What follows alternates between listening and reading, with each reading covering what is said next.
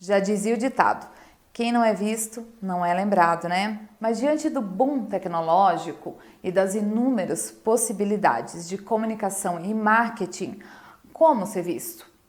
Qual é a melhor forma para se destacar nesse oceano de marcas? Duas excelentes maneiras de aumentar o reconhecimento da marca da sua empresa, de apresentar novos produtos ou gerar mais engajamento do público além das redes sociais é por meio de estratégias bem similares, o patrocínio e o investimento social privado.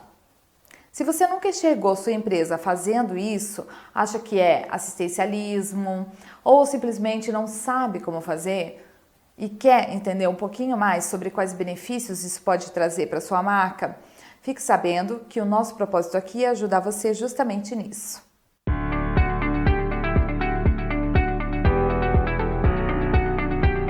A ideia de uma empresa repassar recursos privados para patrocinar artistas, esportistas, eventos ou causas sociais, ambientais, científicas, de interesse público, ela evoluiu muito nos últimos anos. O conceito de ajudar e fazer beneficência, que era chamado geralmente de filantropia, não tinha nenhum objetivo mercadológico envolvido. Não se encarava isso como um investimento. E talvez até por isso que essa prática não é tão difundida no meio corporativo ainda. Quando a gente fala em ajudar, em apoiar ações sociais, muitos empresários justificam e falam assim, isso é função do governo, né? Isso é problema do governo, e tiram o seu da reta. Às vezes, sem nem se perguntar como que isso é feito e quais as vantagens que isso poderia apresentar para ele. Já o conceito de patrocínio tem sim, mais essa conotação mercadológica, mas não é tão praticado quanto poderia. Tem muito preconceito ainda da real efetividade disso para a marca e tudo mais. E o que contribui para isso é justamente a falta de ferramentas adequadas para medir o retorno de cada real investido nesse tipo de estratégia. Enquanto um anúncio na TV, no rádio, no jornal, por exemplo, já vem com números, já traz perfis e números claros a respeito do público, o patrocínio, para quem não faz, ainda parece algo ainda meio nebuloso, né? Mas mesmo com essas características, o patrocínio evoluiu sim, e bastante nos últimos anos. E um fator determinante para essa evolução foi o surgimento das leis de incentivo fiscal, que proporcionam o chamado patrocínio incentivado, que deram aquele empurrãozinho para encorajar muitos interessados em realizar ações de patrocínio, principalmente nas áreas sociais, esportivas e culturais. Vários daqueles que iniciaram nesse tipo de investimento apenas pelo incentivo governamental, apenas pela renúncia fiscal, continuaram e passaram a fazer isso de maneira mais séria e profissional, né? Porque eles notaram que as contrapartidas vão além do simples abatimento fiscal. Mas então, o que seria esse patrocínio e esse tal investimento social privado? Vamos entender a diferença básica desses dois conceitos. Patrocínio é o repasse de recursos que a sua empresa pode fazer para uma ação, para um projeto, para uma pessoa, para uma empresa que vai realizar algo interessante e relevante para a sua marca. Pode ser um show, um torneio esportivo, um filme, um congresso, uma palestra, enfim. Você vai comprar um espaço visual nessa ação que você está patrocinando.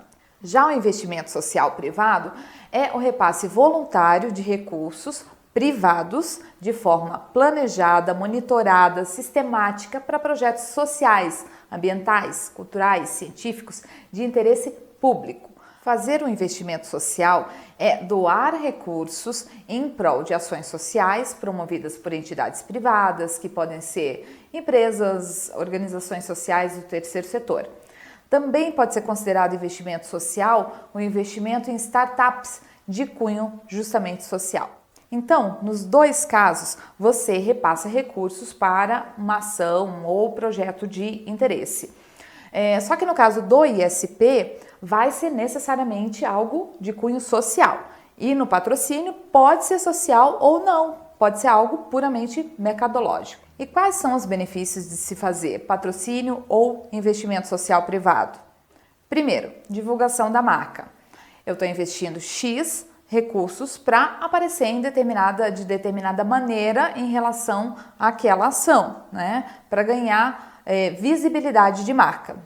2, divulgação institucional, ainda mais quando você está relacionando a marca com alguma causa especificamente.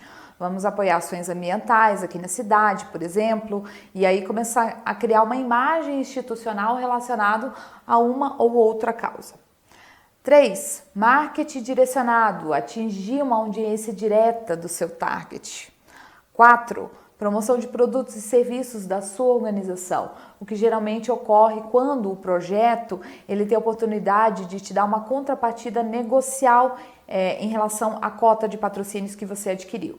5, posicionamento da sua marca como socialmente responsável, fazendo um trabalho de responsabilidade social corporativa, o que inclusive gera bons resultados junto aos investidores da empresa, né? Os acionistas, que são os stakeholders importantíssimos também.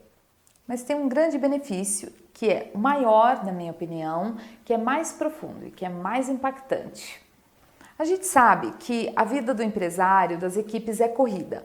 Então aquilo que não tem muito a ver com o negócio da empresa acaba não tendo atenção, fica ali de lado, né? Não ganha tempo na agenda dos gestores. A proposta aqui é mostrar como esse tipo de ação pode se tornar estratégico, ainda mais nos dias de hoje, em que as empresas praticamente disputam a tapa a atenção dos seus prospects, dos seus leads, dos seus clientes.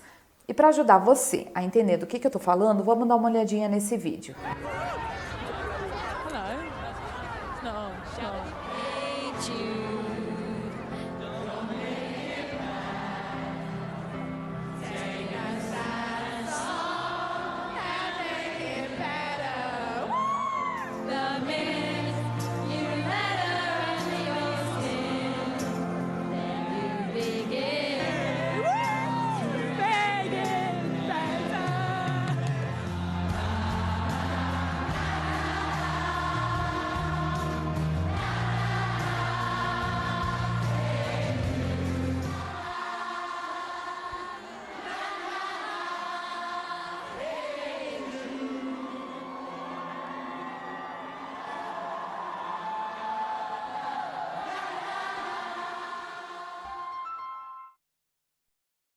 A empresa que fez essa ação comercial usou uma ferramenta que na época não era tão conhecida, hoje é um pouquinho mais, né? O flash mob, que usa justamente a música, uma das manifestações culturais mais impactantes, mais poderosas, para impactar aquelas pessoas.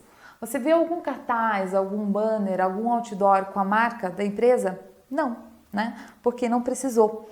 As pessoas foram convidadas para aquela ação pela internet, né? Chegaram lá, provavelmente nem sabiam muito bem o que ia acontecer, ganharam os microfones e aí aconteceu aquele momento super emocionante, super marcante para elas.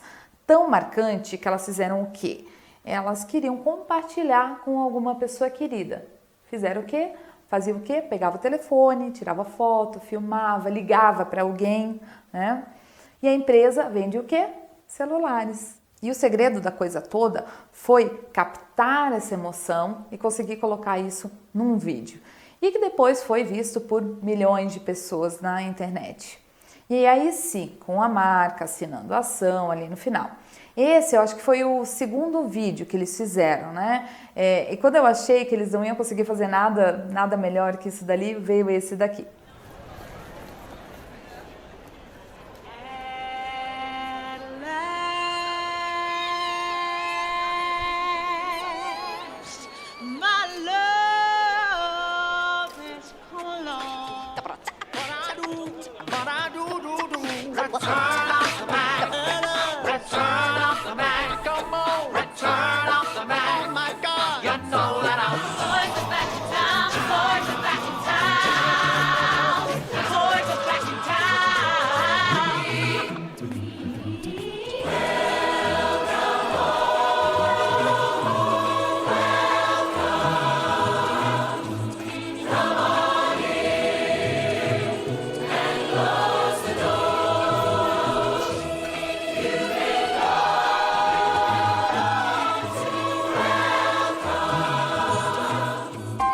Esses dois exemplos foram na área da cultura.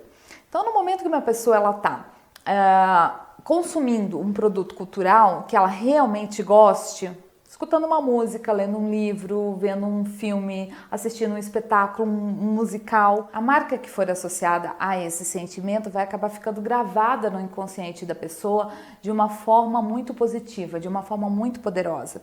E esse é o poder do marketing cultural. E realmente não é tão simples de medir isso daí, né? A percepção do consumidor mudou. E isso reflete automaticamente na forma como ele toma suas decisões de compra.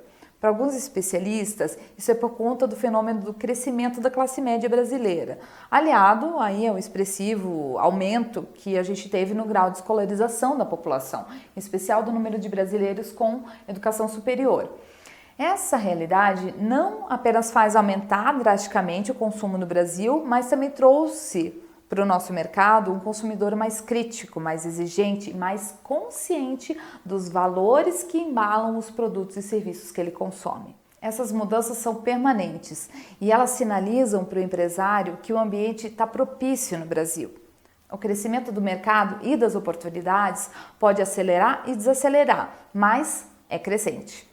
Em especial nos tempos de crise, né? Quando a maioria se encolhe e os ousados seguem em frente e até aumentam a sua atuação, porque eles sabem que quando a crise passa, quem parou morreu ou ficou para trás. Ao contribuir patrocinando esportes, cultura, eventos ou investindo em causas que façam sentido entre os consumidores da sua empresa de forma estratégica, buscando sempre divulgar o patrocínio ou o investimento social com foco maior na ação e não no investidor, a sociedade reconhece o trabalho da organização e a boa reputação vem como consequência. Um investimento sério, contínuo e sincero, ele é capaz de tirar aquele ar de frieza que envolve as corporações e trazer mais calor humano nas relações com seus clientes. O patrocínio e o investimento social privado são um caminho interessante para a tão almejada humanização da marca, que é perseguida e prometida aí por muitos diretores de marketing, gestores, mundo afora.